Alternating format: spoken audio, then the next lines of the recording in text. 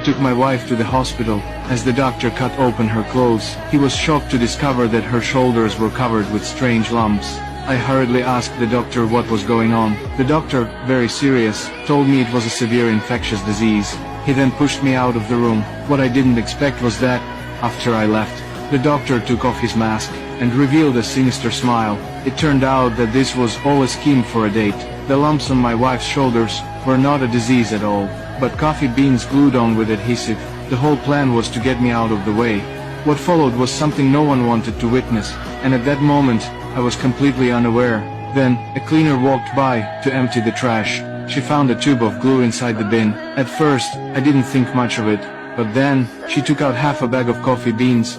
Looks a lot like what was on my wife's skin. It doesn't make any sense.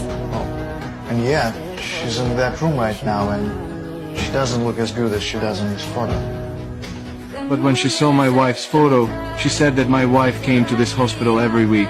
I didn't believe her at first, because it was my first time bringing my wife here, but the cleaner insisted that she had worked here for 5 years, and couldn't possibly be mistaken.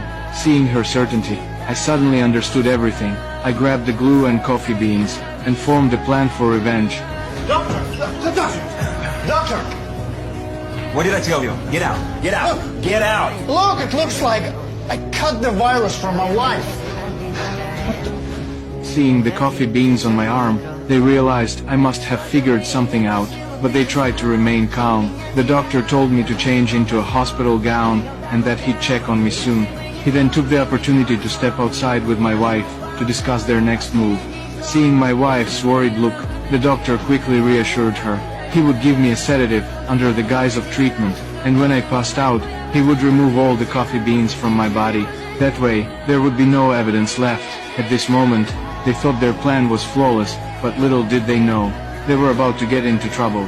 When they entered the room again, I was already in my gown, lying on the bed waiting. The doctor took out the sedative, but I suddenly sat up in bed, and told them I already knew their secret. At this point, they refused to admit anything. Just then, the cleaner walked in. How dare you record me without my permission? I have recorded everything. My job is to clean up trash, and I'm doing just that. In the end, the doctor was fired for illegally administering the sedative. My wife would be divorced for cheating, and would end up with nothing.